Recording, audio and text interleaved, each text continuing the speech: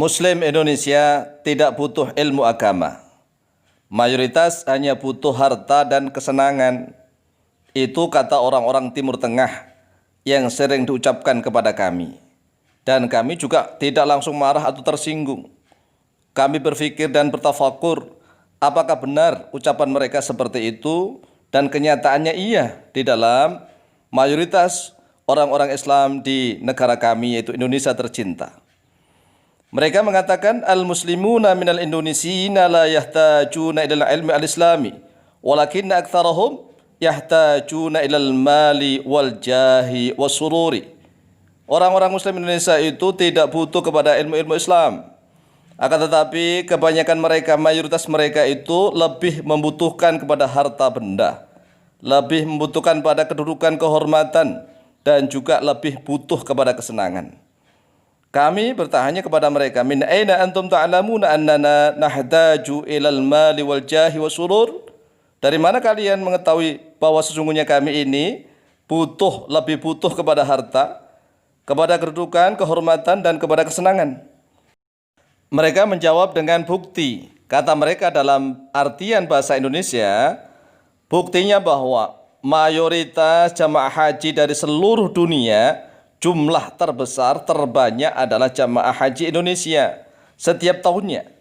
Dan setiap bulannya, jamaah umroh terbanyak dari seluruh dunia adalah jamaah kaum muslimin dari Indonesia. Tetapi hanya mengandalkan jumlah, kuantitas saja. Secara kualitas, kata mereka, sangat-sangat minim. Maka mereka mengatakan, al-Indonesiuna aktsaruhum jahilun.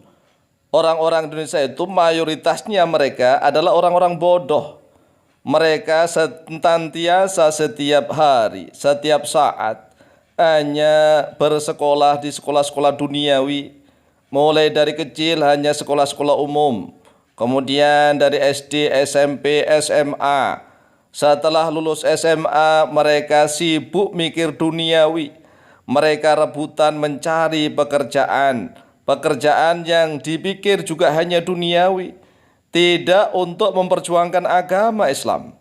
Setelah bekerja mereka juga akan sibuk hanya ngurus duniawi. Setiap hari mereka mulai pagi berangkat kerja. Mereka berdesak-desakan di jalanan, ya rebutan jalanan. Yang mereka kejar adalah harta duniawi, menumpuk uang sebanyak-banyaknya. Kemudian sore mereka pulang desak-desakan lagi. Sampai di rumah mereka capek, tidak sempat ngaji, tidak sempat ikut memperjuangkan agama Islam. Setiap hari kerjaan mereka hanya rebutan di jalanan, desak-desakan, berjubel di jalanan, kemudian sampai di tempat kerjaan.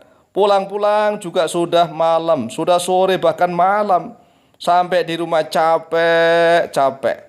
Tidak sempat ngaji, tidak sempat ikut kumpul-kumpul dalam perjuangan Islamiyah. Lah bagaimana Islam ini maju?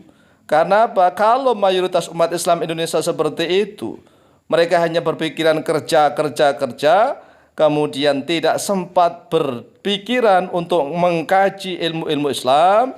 Kemudian mereka tua, setelah tua pensiun, setelah pensiun baru berpikiran ingin ngaji. Jadi seolah-olah ilmu agama Islam itu hanya untuk orang-orang tua. Ya, mereka mulai baru belajar baca Al-Quran, belajar ikut sholat. Usia mereka sudah tua.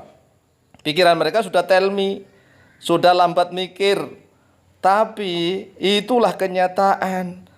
Oleh sebab itu, kita harus bangkit bersama-sama.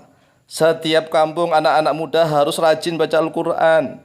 Lebih-lebih bisa mengaji kitab kuning, mempelajari kitab-kitab tafsir mulai dari Jalalain sampai tafsir At-Tabari misalnya.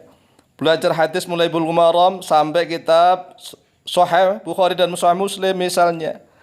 Setiap saat anak-anak mudanya senantiasa bermudzakarah tentang ilmu-ilmu Islam. Latihan membaca kitab kuning bukan hanya di pesantren tapi di kampung-kampung. Ini kalau dibudayakan, maka umat Islam Indonesia akan banyak secara kualitas dan juga kuantitas. Kualitasnya bagus, kuantitasnya juga oke. Jadi jangan hanya mengejar kuantitas, tetapi kualitasnya seperti buih di lautan. Pikirannya hanya mencari uang. Setelah itu ingin haji dan umroh agar disebut sebagai Pak Haji dan Bu Hajah. Cara fikirnya menjadi terbalik-balik. Seolah-olah Islam itu sesederhana itu. Yang penting cari uang, tidak mau diganggu, tidak mau mengganggu. Setelah itu berangkat haji dan umroh, akan mendapatkan gelar sebagai Pak Haji dan Bu Haji. Lah kok enak sesederhana itu. Allah telah mengirimkan surat cinta yang berupa surat Al-Fatihah, surat Al-Baqarah, surat Ali Imran, surat An-Nisa sampai surat An-Nas. Itu bukti surat cintanya Allah. Lah kok jarang dipelajari, bahkan membaca saja tidak bisa. Ini kan na'udzubillah min dzalik.